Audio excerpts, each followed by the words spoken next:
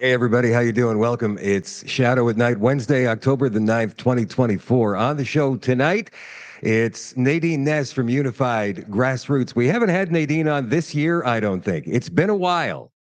So we're going to get her on in just a couple of minutes to talk about her latest project, which is happening in Regina this coming weekend. It's a leadership summit to teach people how to take back their communities. That's the very abbreviated version. That's the Coles Notes. We'll get the whole thing from Nadine in just a couple of minutes. The Shadow at Night live stream, as always, is brought to you by CanadaNanoSilver.com. Today we're comparing Crest toothpaste to SilverSuticals toothpaste. First, we're starting out with Crest. It's a classic, it's an original. It's what I've used most of my life. But that being said, it does have its problems. First off, the consistency is so weird and thick, and I get it's a paste, but it really doesn't spread that well. And I must also say that I'm not in love with the taste. I get toothpaste isn't supposed to taste good, but why shouldn't it? But that being said, it does get the job done. Next, we have SilverSuticals. They have 3 flavors, but today we're going with Bubbleberry. And already it smells so good. So I'm excited to see what this tastes like. The consistency is also a lot smoother, and I must say it spreads way nicer in your mouth. This literally tastes like fruit bubblegum. Yeah, this toothpaste was pretty good. I actually went in for seconds, and it's infused with nano silver, so it helps remineralize your teeth and keep them fresh throughout the day.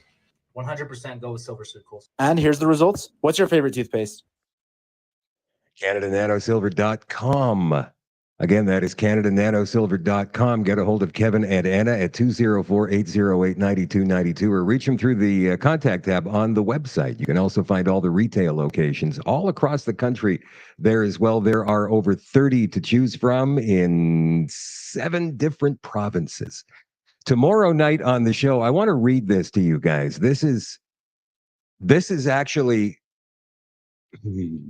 uplifting and terrifying at the same time. The guy's name is Salman Seema, and he's an immigrant to Canada from Iran. Here's his story. After being tortured and imprisoned by the Islamic regime in Iran, I took refuge in Canada. The True North, strong and free, gave me the rights and freedoms that I was denied in Iran, my beloved homeland under Sharia law. Burning Canadian flags and chanting against Canada by actual terrorists in Vancouver must be condemned, and those who did it must be held accountable. As a former political prisoner of the Islamic regime, I always stand tall for the Canadian flag. This happened when I waved a Canadian flag against jihadists in Toronto. This video we're about to play for you. After they attacked me, my right shoulder was dislocated and I was hospitalized. I took refuge in Canada. If Canada becomes another Islamist communist country, where should I go? Jihadists hate Canada. Wake up, Canada, before it's too late. And of course, we saw the videos of what happened in Vancouver on Monday night. They were yelling death to Canada, death to Israel, death to the United States. And here is what happened to Salman a couple of weeks ago in Toronto.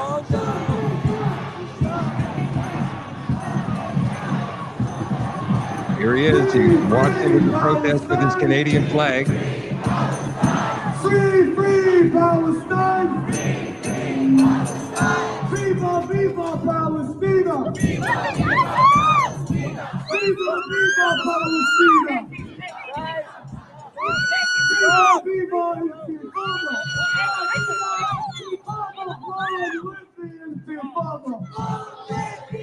Grab my Canadian flag! Grab my Canadian flag! Guys, dismount! Stop! Hey! Hey! Step back! Everybody just step back! Step back! Revolution! Intifada revolution! Intifada, intifada! Intifada!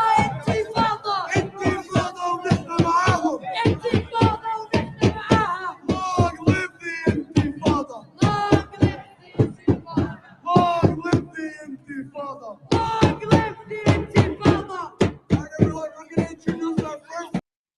This should not be allowed in our country, and Salman is 90% guaranteed to be coming on the show tomorrow night. We had preliminary discussions this afternoon. He and I will be talking again tomorrow morning.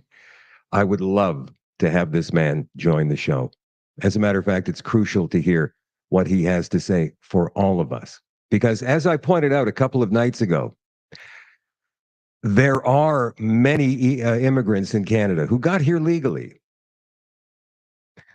who don't agree with the nonsense that is happening in our streets right now. They want it to stop.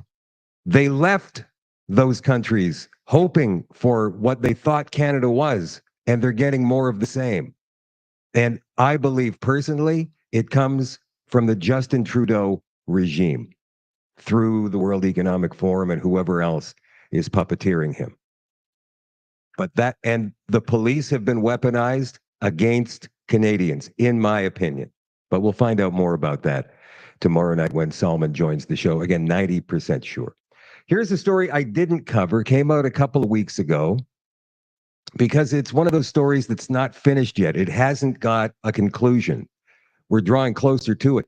From the Winnipeg Sun, confusion, dysfunction continue at Mountain View School Division. There's the education minister of Manitoba. His name is Nello Altimore. I used to go to high school with this guy. Chaos continues to rule in a Manitoba school division after members of an oversight committee walked out on a board meeting while the board accused the province of not being clear with how much power the committee holds. The Dauphin-based Mountain View School Division held its regular board meeting Monday. Again, this is a couple of weeks ago. And it saw a continuation of the controversy and downright dysfunction that's gripped the division since last April. At Monday's meeting, members of a provincially appointed oversight committee walked out due to the board's decision to pass a motion that puts some limitations on the committee's ability to participate in board meetings. This committee, by the way, is completely unelected. They have been appointed, as the article says, by the government of Manitoba, specifically by the education minister, Nello Altimore. Then just hours after the meeting ended, MVSD released a statement on their website saying the division is concerned about its ability to work effectively with the committee without undermining local governance. Despite multiple requests for clarity, the ministry has not provided any further guidance on how the panel's role should function without jeopardizing the representation of the community. The statement, which was penned by MVSD Chair Jason Greba, reads. We've had Paul Coffey, he's a member of this school board, on the show earlier this year.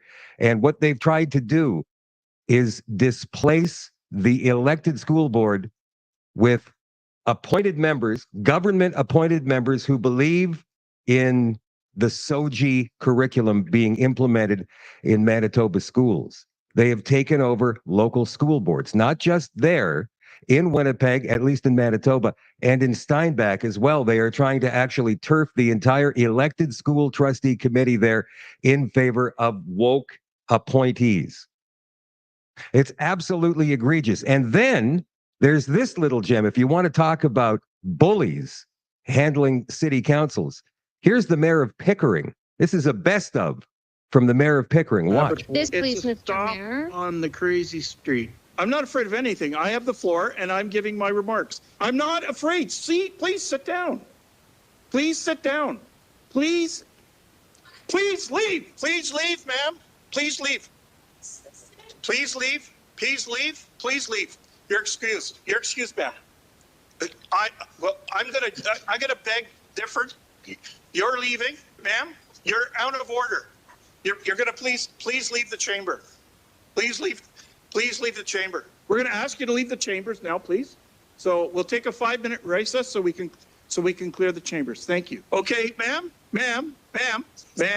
Do you understand what I just said to you? Do you understand what I just said to you? Do you understand what I said to you? I do. Mr. Mayor, do we need to take a recess? If you want to come up here, in 3 years, you get your 25 signatures. Okay, that's the mayor of Pickering. His name is Kevin Ash, and that is the same city council our friend Lisa Robinson sits on. We've got all kinds of dysfunction at local levels all across the country. Joining us tonight from Unified Grassroots is Nadine Ness. Nadine, welcome back to the show. It's nice to have you. Thanks for having me. I have to say I'm a little shocked by what I just watched. You are? Oh my goodness, it's been going on all across the country. It's been happening in British Columbia with school trustees, definitely in Alberta with not just with school trustees, but with city councils. An entire town in Alberta got taken out, the entire city council by the province there. I'm not sure what's been happening in Saskatchewan. Have you heard anything like this going on in your province? Oh, I've heard a lot. I don't know if I'm at liberty to discuss, but I thought Saskatchewan was the only one that was having issues. I've heard of so many stories of school board trustees like having yelling matches, swearing at other trustees. It's become quite toxic if anyone speaks up and says, "Hey, I'm not okay with what you're doing," especially when it comes to the woke ideology. I think in the last few years, we've had several school board trustees come forward and get elected, and I would call them like woke extremists. It's kind of funny because they call us extremists, but I think it's the other way around. But yeah, Well, I that didn't just know it comes was from the happening in. lens. That comes from the lens they're looking through, right? They've moved so Mhm. far to the extreme left that we look way extreme right to them. But in reality, we're standing right in the middle, if you want to talk about the political perspective. And that Overton window keeps shifting. So that's what's Yeah, scary about it. And these days, with the incorporation of cultural Marxism, they don't want to hear any opposing viewpoints. They just want to shut you down, whether it's online or whether it's in a city council meeting, like that mayor just tried to do that video that we just watched, which is alarming. So, with this yeah. building leaders conference that you have coming up this weekend, you're hoping to turn that kind of thing around, right? Yeah, so I'll talk a little bit without giving too much, but there is something that led to this. We did town halls throughout the whole province in January, yeah, January, February, some in November and December, and just kind of educating people on the different structures of government and how you can get involved to have like a huge influence. So join boards of political parties in your area, join boards of libraries, join the school board. So with that, a lot of people came forward and actually stepped up to run for school board. So in Saskatchewan, we have elections happening right now. We have several. We have the provincial election that's happening, I think October 28th. So don't quote me on that. I think it was October 28th was the last day they could do it. So please don't election Saskatchewan if I'm wrong. Don't quote me on it. No, it's coming But up soon. It's not far off. It's 3 weeks. I think it's 2 weeks away. They dropped the writ at the beginning of the month, so it's yeah, very close. This election, and yeah, and the the last polls, they seem tighter than we'd like. well, see, that's the thing. I don't necessarily trust those polls because they mostly polled city folks. They didn't poll the Right. rural areas. In rural areas, you don't even need to worry. You could have like a 50-50 split with the right-leaning vote, and it still won't go NDP in 31 ridings. So I'm not too worried about that. Maybe in the city, and that's I think if you look at the fine prints of those polls, it's all city folks. So that's why it's like showing up so close. But I don't want to discourage people from showing up and voting because we need every single person voting. So yeah, so that's at the end of October. And then in November 13th. And then we have the school board election November 13th and the civic or municipal. So all the RMs, all of the cities are November 13th. So, and today was actually the closing day, the last day people could put in their names forward. So I was hearing from a lot of people saying, "Oh, I just put it in," and so it's really exciting. So we have people running across the province for school board. I will not mention numbers. I don't want to give ammunition to the left, but let's just say we encouraged a lot of people to run for school board for municipal, and then with that, we're like, okay, we need to equip these people to win the election. So that's where this event came in. We wanted to equip these people when they're going to be dealing with media, how to do communication, when they're going to be dealing with doing media posts and stuff like that, social media, what are tools available for them, how do you get greater reach and stuff. But it's not just for elected officials or the volunteers and team, it's also for activists. I find sometimes on the right we have a little bit of a hard time reaching the people, reaching the middle, or swaying public opinion.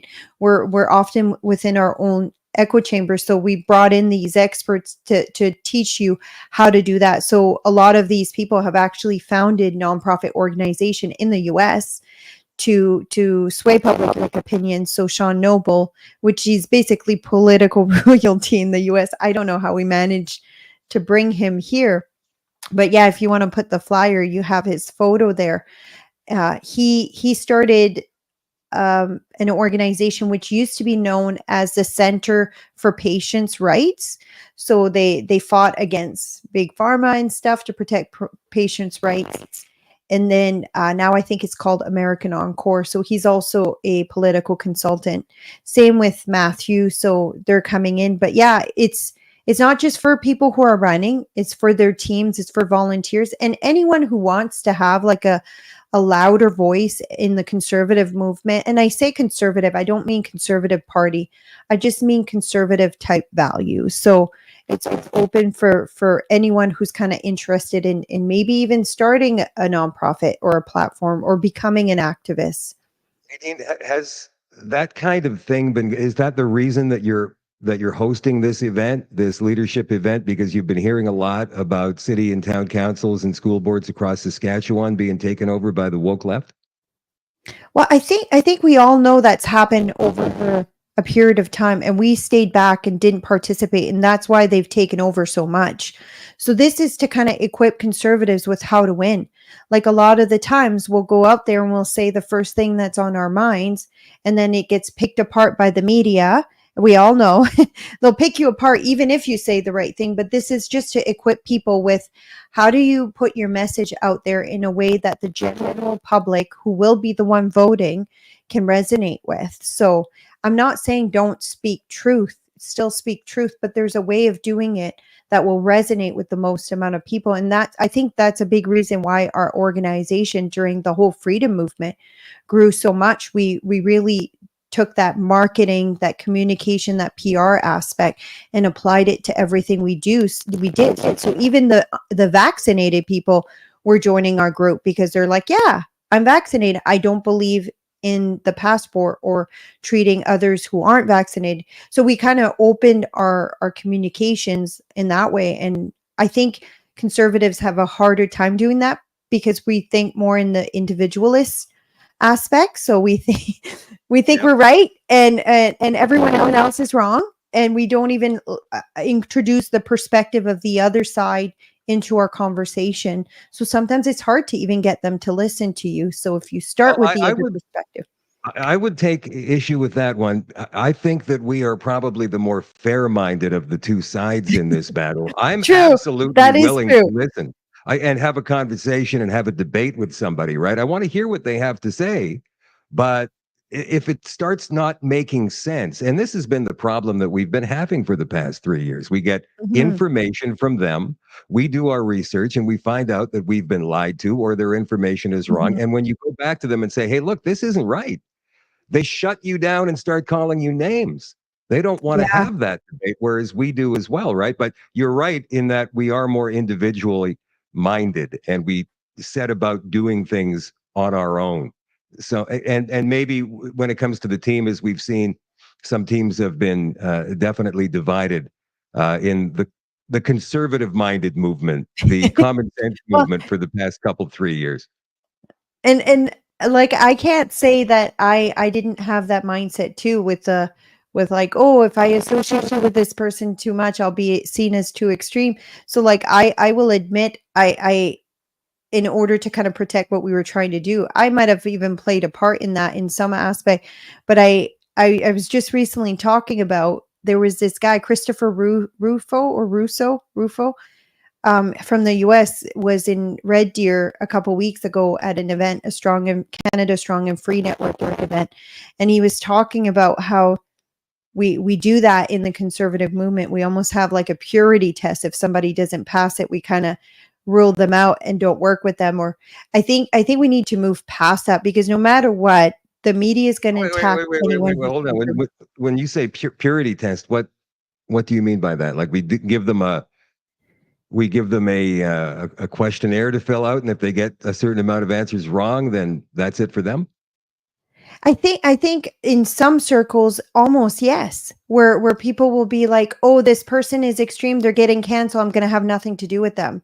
And I'm not saying us as in you and I'm saying us as in the conservative movement as a whole.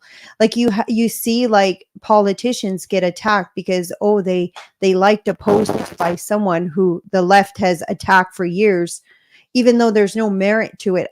What Christopher was talking about was to actually get behind the conservative voices, even if they might say one time something outrageous, still get behind them and unlock arms with them, because then we're a really bigger force. The left doesn't cancel, well, sometimes they do, but for the most part, they don't cancel each other out. We do that on the right. And I can't say that I haven't been guilty to a certain extent of doing that same thing. I'm just being upfront and honest here. But what Christopher said is it just opened my eyes as to, if we're going to move forward, yes, don't cancel each other, but also if we can equip people with how to fight back in a way that doesn't give ammunition to the other side, I'm all for it.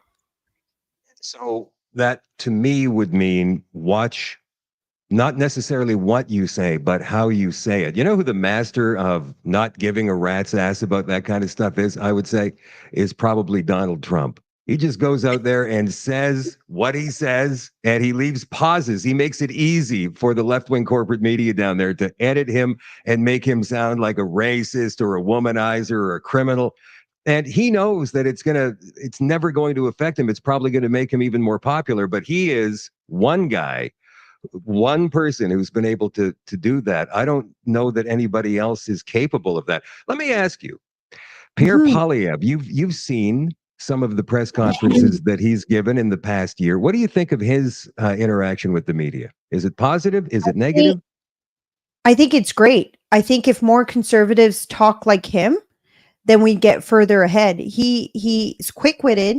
Whether you like it or like him or not, he knows how to work with media. He knows how to call it out.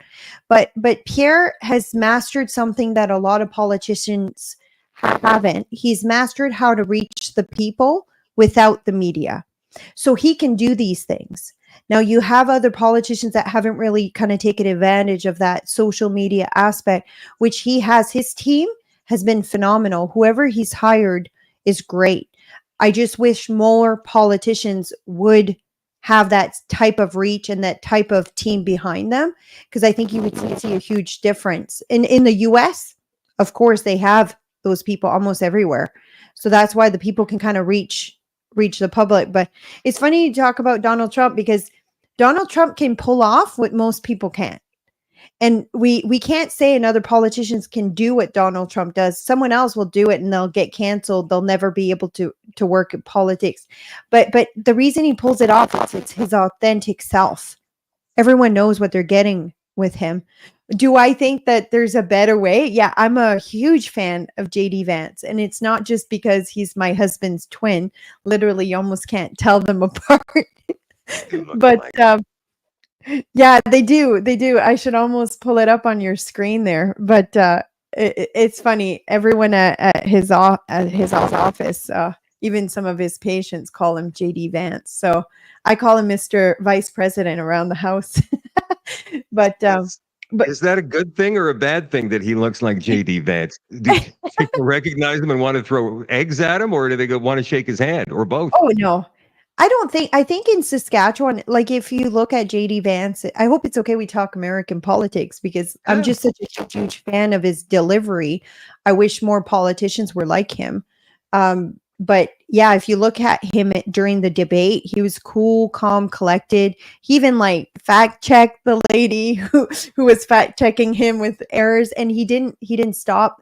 And it's funny, I didn't really know much about him leading up to the who they were going to pick for president. Somebody mentioned his name, and I looked at a video, and he was like going back and forth with media, and I'm like, I want him to be the guy, because he can do what Trump has a hard time doing, and that's being articulate the actual issues, right?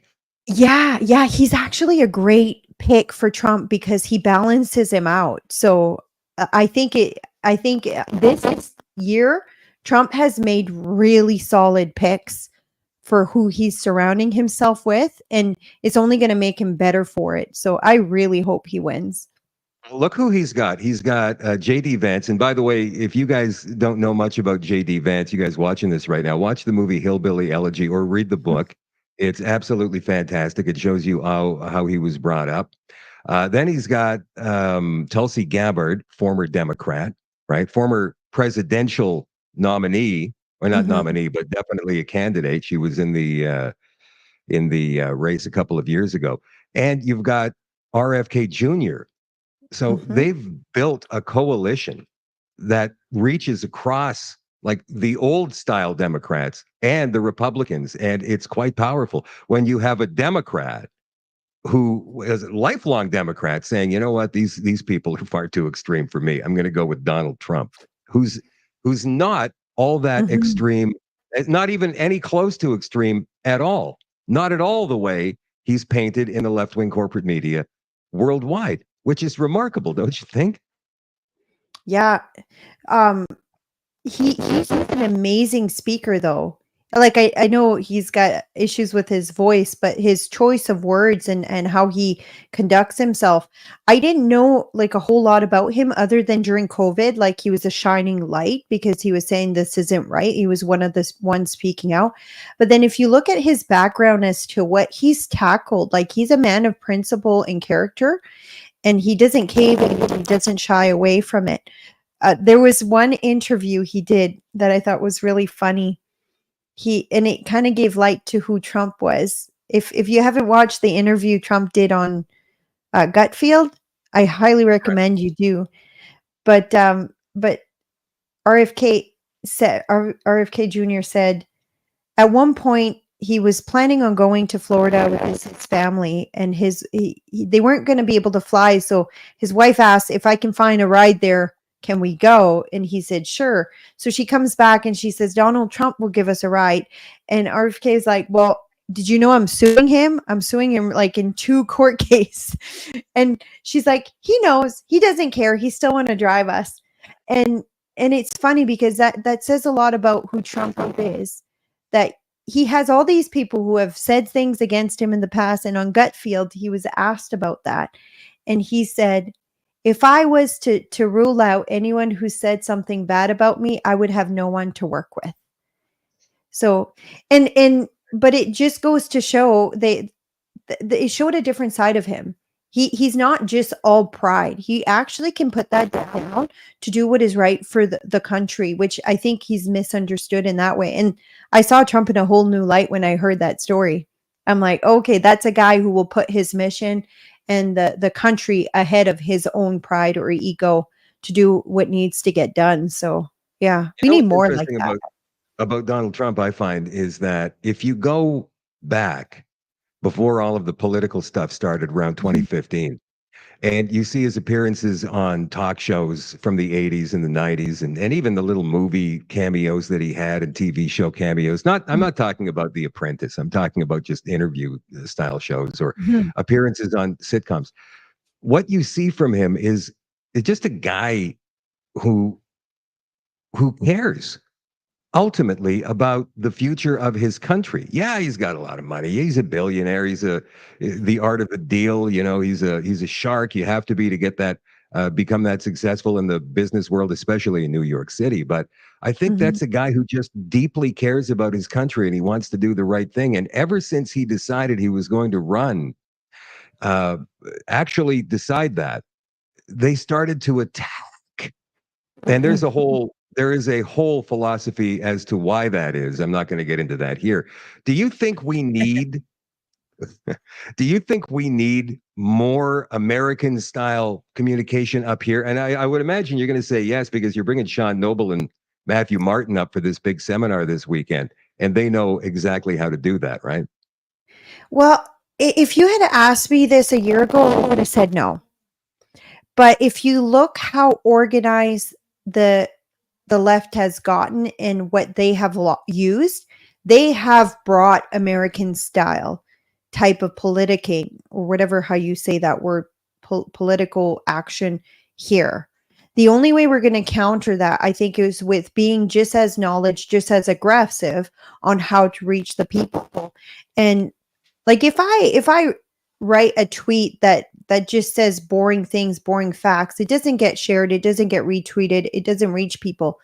I have to invoke emotion. That's what the Americans are so good at doing in the US, right? All of their political ad is to invoke emotions. And if you look at how our government and the left has been behaving in the last few years, especially during COVID. They've already implemented that. Whether we want to agree to recognize it being true or not, the fact is that's happened. They're using behavioral manipulation, behavioral science to do it. So in order for us to counter that, I think we need to find different techniques because our too nice techniques aren't working anymore.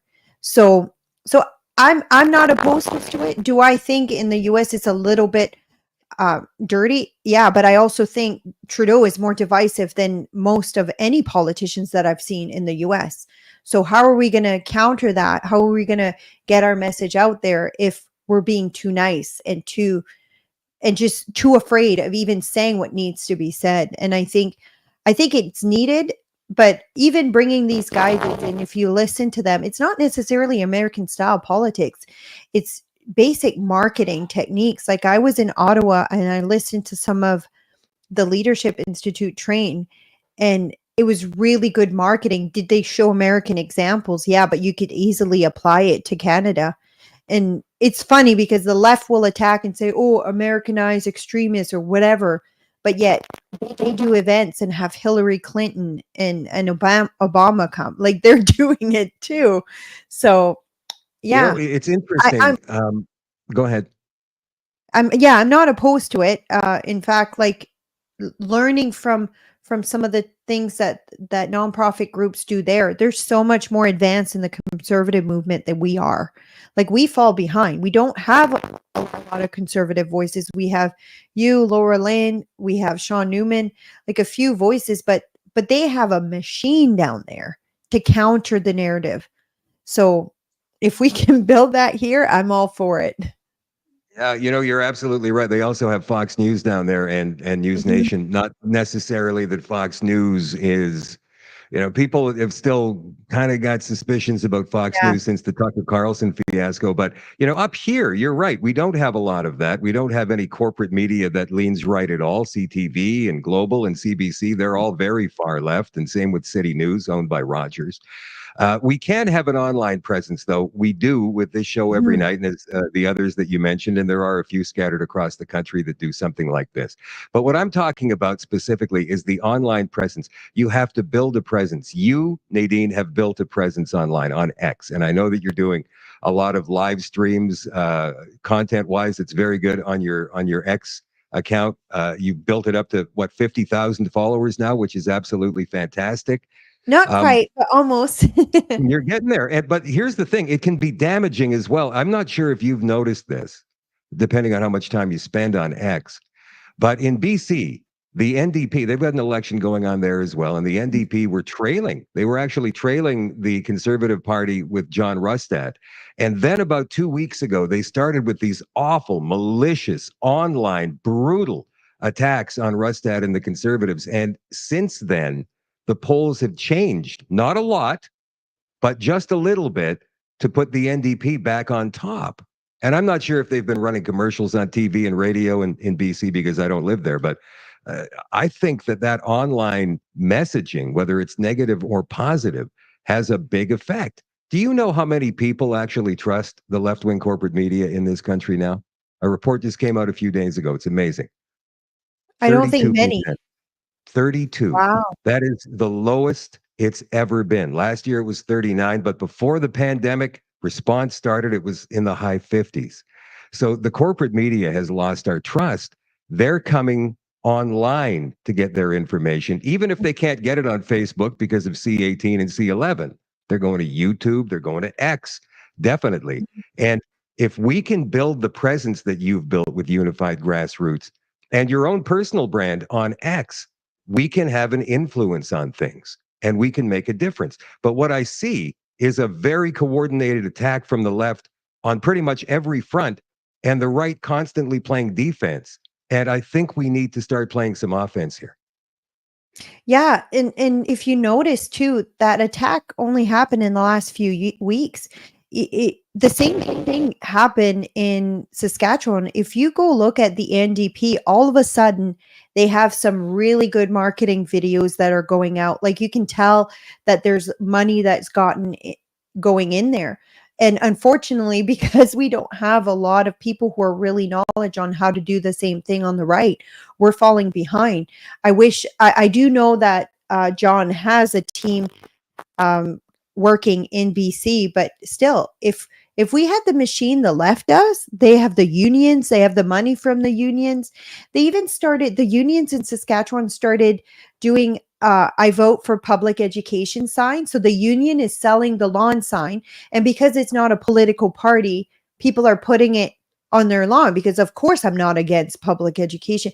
Like they have a machine, and unless we organize and do the same thing on the right, we're going to lose momentum and we're going to lose territory, which we've already done.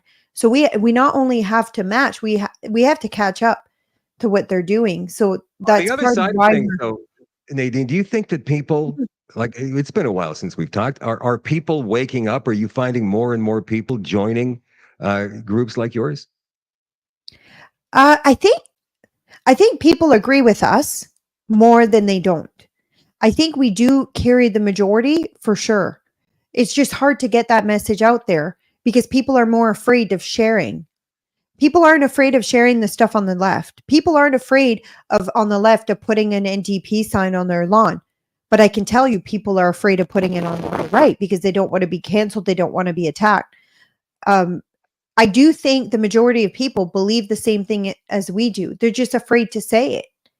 And I don't know how we change that, how we change the entire culture where being a conservative is not a far right extremist.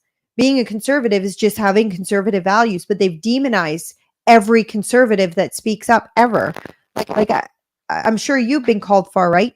Oh, yeah, okay, every day. But let me ask you this. I mean, you've seen your fair share of attacks from the Marxists. They've tried to shut you down, and you've managed to stay going Yeah, strong. Is it it as helped bad? me. Yeah, I'm sure. But is it as bad as people think it is? Because, I mean, like people are like, oh, it's good.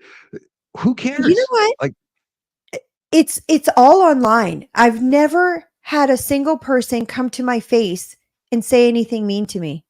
And maybe this will trigger them and they'll want to now, but I've never had a single person when I'm out in public come to me and say something mean to me. I have people all the time saying, hey, I follow you, thanks for what you do, stuff like that, but I never had a single mean person.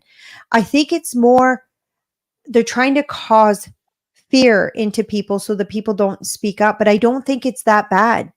I are some people with certain jobs more at risk. Yeah, I do think we have a problem with the governing bodies for doctors, for lawyers, for nurses, silencing people. I think that's actually the biggest problem, and that would be an easy fix. Just get the like-minded people to join all these boards, and we got it fixed. It literally would take 2 years to fix that problem, but nobody steps up to do it, even though we keep telling people, hey, if you go join this board and protect free speech, we'll be fine. But yeah, and like you saw it with Jordan Peterson, they used him as an example. I think it's going to take government that comes in and kind of puts that freedom of speech back on the forefront to be able, just the same way Elon did, but it has to be with every governing body. And I think once that happens, then we might have a chance. we'll have at least an even playing field at that point. So this event Yeah. is a day-long event in Regina coming up this Saturday, correct? Yes, yes. And if we still have some seats available, sorry, I have a fruit fly flying in my face. We still have some seats available. You have them too. No, um, just trying so to get if rid you're of it wanting for you. to get rid of it. If you're wanting to book, you go on our website, unifiedgrassroots.com, and it's unified, not united. We do have a website still pretending to be us out there. unifiedgrassroots.com/BLC for Building Leaders Conference 2024. It's on our website too. If you just go on our website, there's a tab there and you can get tickets. Tickets are $25. The cost actually to put on the event is about $100 a person. So, but we got some generous sponsors that was able to come forward and help us alleviate the cost. So we were able to bring it down to $25, and that includes the food for the day as well. So yeah, so I'm really excited about it. I'm hoping that it'll be a packed room. We do have room up to 200 if we need to go there, um but yeah, we'll see if anyone's watching and wants to come. I think it's going to be a momentous, and it's not going to be the only one. We're hoping to do a yearly thing, and this should happen all across Canada. Like, conservatives should get this kind of training so that we can have bigger impact and have more success, whether it's in campaigns or just even in activism. So we might expand it. We'll see. You're absolutely right, Nadine, because Ken Drysdale and I have been doing some events regarding the smart city plan for Winnipeg in the past month. We've been going to different municipalities. We've got another one coming up this Saturday afternoon as well in Niverville. And we tell people what's going on and we tell them to take action, but we don't tell them how to do it, because everybody has got their own way of doing it. And that's what you're doing here with this particular seminar, is you're actually giving people the instructions as to how to take action, which I think is great. Why didn't I think of that? And we did that too in the town halls throughout the province, and that's where it was born, that all these people decided to run for school board. Same thing with all these people were decided to run for city council. I think there might even over 75 people were running for city council and mayor and reeve all throughout the province. So I'm learning every day of people who have that I didn't even know had. So yeah, we'll see. I think it's time, like, conservatives, and I don't mean conservative party, I just mean conservatives, the right in general, just gets involved and stop sitting on the couch. So Agree, totally. Nadine, thank you. yeah. So that's at the Atlas Hotel in Regina this coming Saturday. It's like a 4-hour event, $25 a person. Go to unifiedgrassroots.com for more Oh, information. Yep. it's not 4 hours, it's all day. Oh, all day. I'm wrong. So Yeah, you get more bang from for your 9 to buck. 4. Yeah. Okay, More cool. bang for your Well, buck. let's not wait a year to get back together and do this, because you're a Sure. lot of fun and great conversation to have. Thank you, Nadine. Thanks for having me. All right. There goes Nadine Ness, Unified Grassroots. Let me just find you here. I've got so many different open windows. Okay. And bye. Okay, we do have more things to cover for you guys tonight. So don't go anywhere. We've still got a whole bunch of stuff to do. This one here, this is news as of today. Lebanon facing catastrophic situation as 600,000 are displaced, according to the United Nations. They're being attacked by Israel right now. And a lot of people obviously are vilifying Israel for basically defending themselves. United Nations officials warned now this is not the part of the story that I want to get you guys to hear. That part is coming up in a second. United Nations officials warned Wednesday that Lebanon was staring down a catastrophic humanitarian crisis as the number of internally displaced people hit 600,000 and Israel presses its offensive against Hezbollah militants. So Israel says they are not targeting the people of Lebanon, but they are targeting Hezbollah, known Hezbollah hideouts and hotspots. They're not trying to kill and displace innocent people. This is not to say it makes it any better. However, Canada has decided that we're going to send $15 million more in relief to match the contribution by the Canadian Red Cross. So once again, Justin Trudeau decides he's going to spend your money outside of our country. In the meantime, we have people living in cars, addicted to drugs, victims of crime, waiting 6 months to 8 months for much needed surgeries.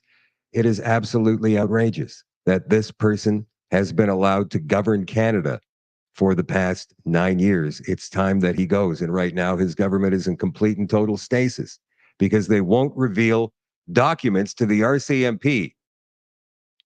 Vital documents to an investigation the RCMP is doing into the corruption of the Green Slush Fund, which has taken 400 million Canadian tax dollars and put it into the pockets of people who were not eligible to get it in the first place and people who are very closely connected, if not in, government, or at least the Liberal Party of Canada.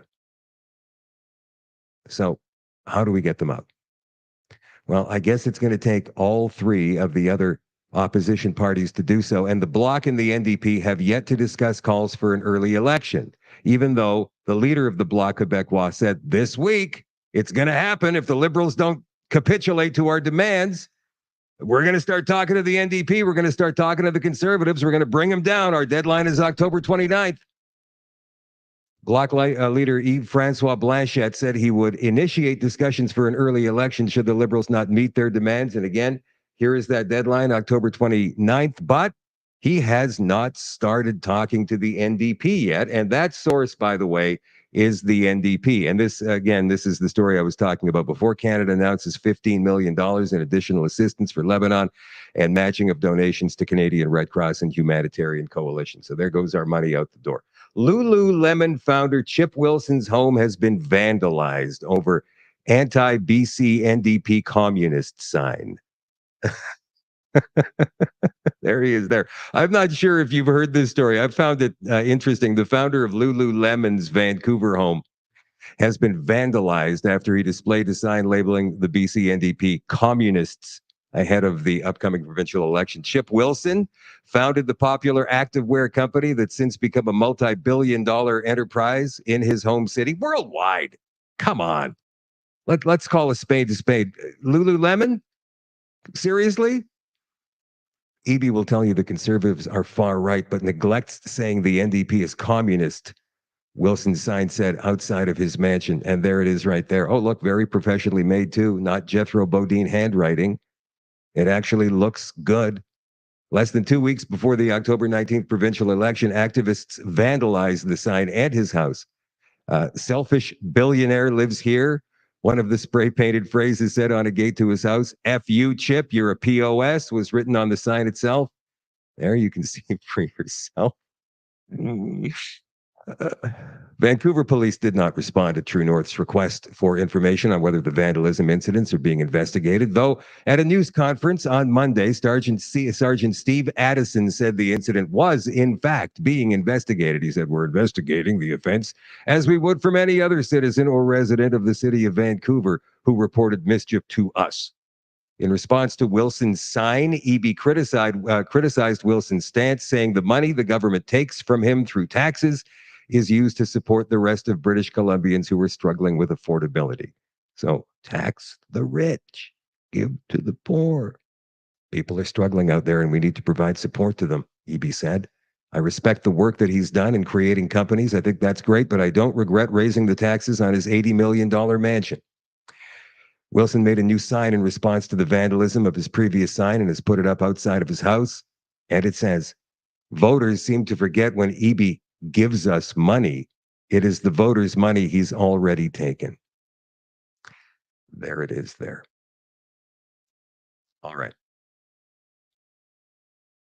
Yeah. So here is a story that came out of the East. I believe it was Hamilton. Nothing can ease the pain. This comes from dailyhive.com. Canadian news director who died suddenly has 2 kids under the age of 10. There she is there. The unexpected passing of Canadian TV news director Chantal Grillo has shaken the local community. Many are offering their support. On Friday, last Friday, Hamilton-based CHCH News announced on social media there would be no news, no evening news, because of a medical emergency in the newsroom. Before a late-night newscast that same day, CHCH News director Greg O'Brien announced the passing of a beloved friend who is one of our most amazing and talented behind-the-scenes colleagues. Could tell you it's been a painful day, unlike any other. We're all heartbroken. There she is. Sad.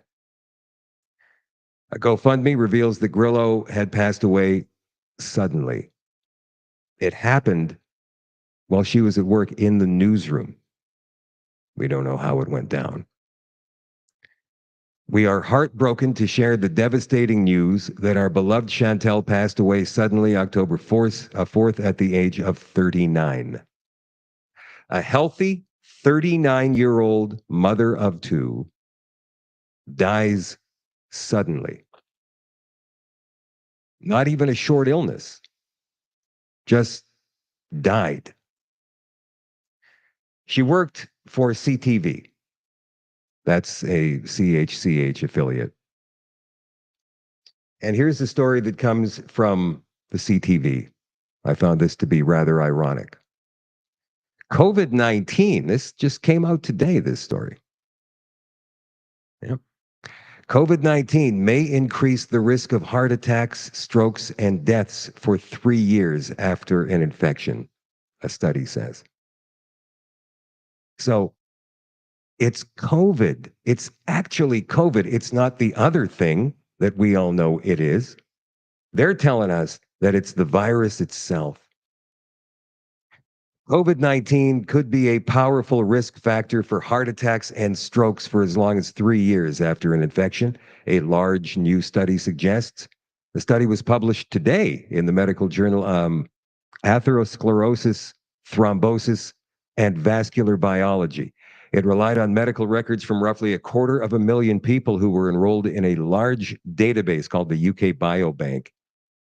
Within this data set, researchers identified more than 11,000 people who had a positive lab test for COVID, documented in their medical records in 2020. Nearly 3,000 of them had been hospitalized for their infections. They compared these groups with more than 220,000 others in the same database who didn't have a history of COVID over the same time. People who caught COVID in 2020, before there were vaccines to blunt the infection, had twice the risk of a major cardiac event like a heart attack or stroke or death for almost 3 years after their illness compared with the people who didn't test positive, the study found. If a person had been hospitalized for their infection, pointing to a more severe case, the risk of a major heart event was even greater, more than 3 times higher than for people without COVID in their medical records. What's more, for people who needed to be hospitalized, COVID appeared to be as potent a risk factor for future heart attacks and strokes as diabetes or peripheral artery disease, or PAD. One study estimated that more than 3.5 million Americans were hospitalized for COVID between May of 2020 and April of 2021. So they want you to believe that COVID is causing all of these sudden deaths, the actual virus, not the cure. This comes from The Defender.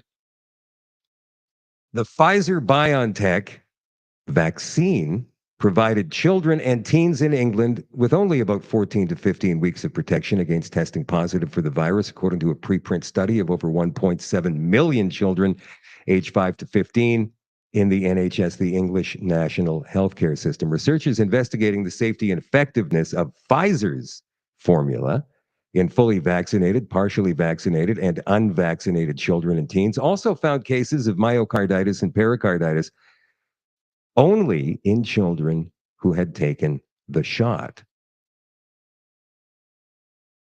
The study clearly shows that Pfizer's vaccine provides almost no benefit to children and adolescents, but does increase their risk of myocarditis and pericarditis. That came from Brian Hooker, PhD, Chief Scientific Officer of the Children's Health Defense.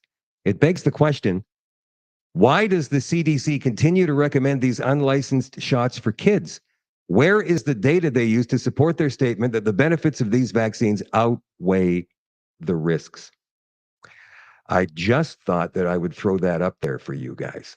Now, I do have some videos to play for you. Let's see, where should we start?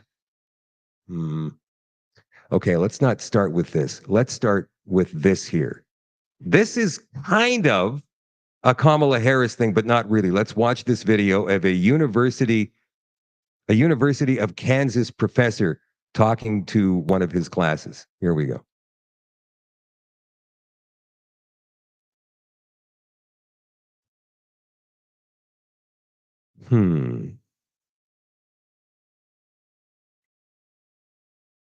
What about this one?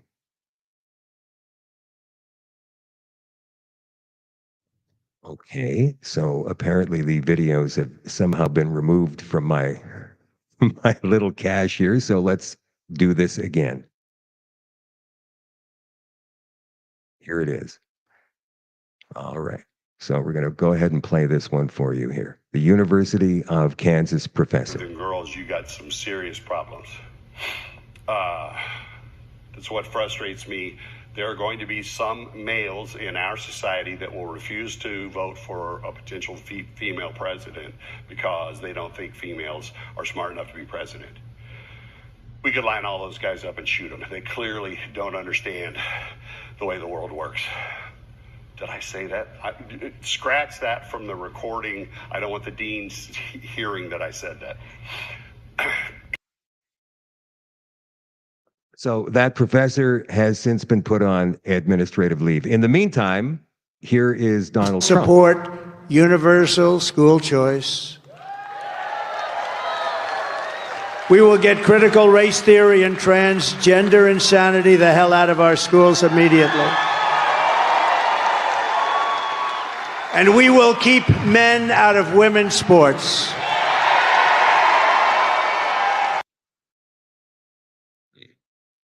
Keep men out of women's sports. Oops, let's remove that. So apparently Kamala Harris has got a problem. She's losing.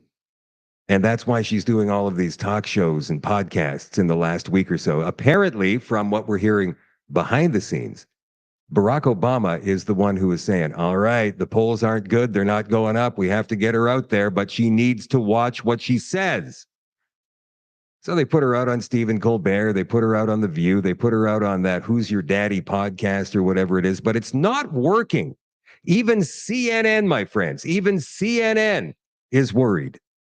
Let's have a look at this. We have some new CNN reporting today about what is going on behind the scenes inside the Harris campaign and more broadly among Democrats who are growing more and more anxious about a 2016 redux. CNN's Priscilla Alvarez joins me now. Priscilla, we were just joking here at the table that anxious Democrats happen on a day that ends in Y, but this is something that perhaps is warranted given the data that they're seeing. Explain your great reporting. Yeah, look, that's exactly right, Dana. And this has been a campaign that was described by multiple Democrats, allies, aides, to the vice president as a good vibes campaign. But what's also creeping in now is that anxiety. The reason for that is because these polls are not really moving, despite multiple battleground blitzes, despite the opportunities she has had across media outlets. There is still not a lot of movement from voters who are moving more towards her versus former President Donald Trump.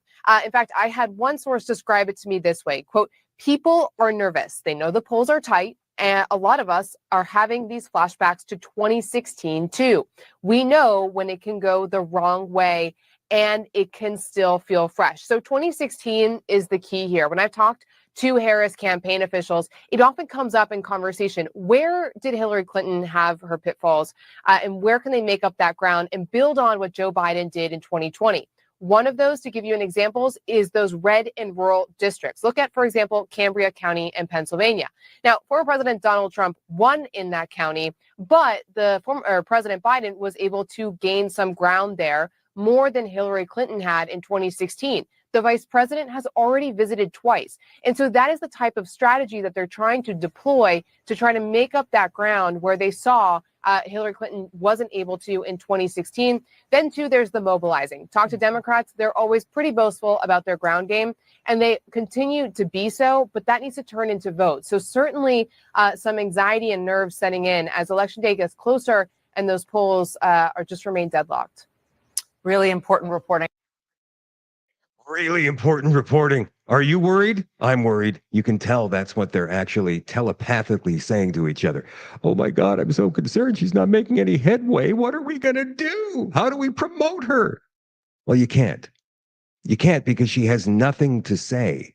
And she doesn't have that cool factor.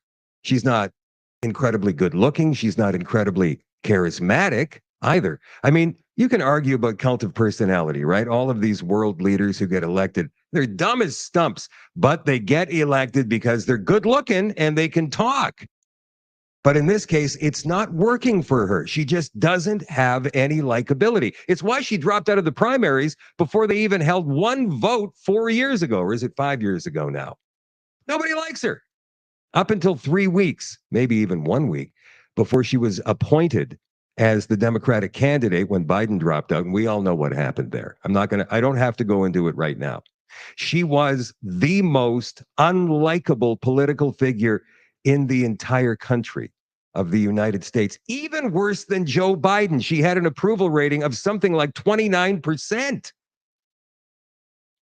But because of money reasons and time reasons, I suppose, and the fact that Joe Biden was, hey, guys, it's good. I don't know what you're talking about. Man, they had to replace him. They didn't have a choice. They couldn't run him again. But the question remains, and I want to know why none of the media have asked her this. Not even 60 Minutes. She was on 60 Minutes this past weekend. None of the media have asked her. So if you were with the president, heavily involved, because Joe Biden has said in the last couple of days, and she said it as well, she was involved in all of the decision-making in the past 4 years, right beside Joe. She must have known there was something wrong with him, like, lights are on, nobody's home. Actually, the lights aren't even on. Why didn't she tell somebody? Why didn't they do something before they did something? That's the kind of person that could be the leader of the free world. A liar, an outright self-serving liar. That, to me, would be a clincher. You wouldn't have to say anything else. You didn't say anything, Kamala. Sorry, that's wrong.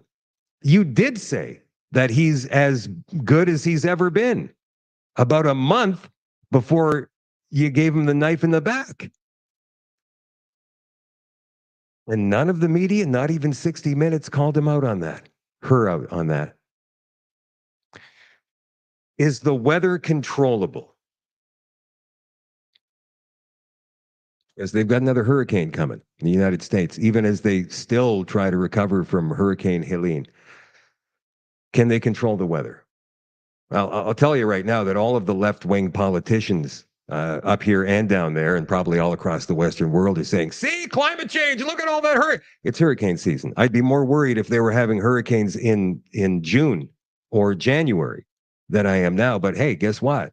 This is the time of year that hurricanes happen. So don't point to climate change. It's like, hey, there's a blizzard in December. Oh no, it must be climate change.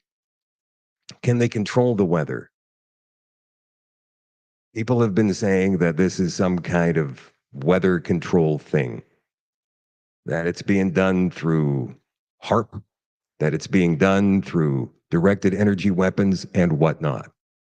So we're going to get into that on the extension in just a couple of minutes for all access members at shadowdavis.com. Hey, if you're not an all access member, why not become one? It's like $12 a month. Go to shadowdavis.com, SHADOEDAVIS.com, and help support the show. Help me keep this show going. It's very important that we get as many members over on that website as we possibly can. Giveaways are starting soon. So the extension, I'm going to say tonight, probably about an extra 25 to 30 minutes, starts in a couple of minutes. If you're not coming, I'll catch you tomorrow night at 8 o'clock Central for another Shadow at Night live stream. I love you all, appreciate you all, and I will talk to you soon. Bye for now.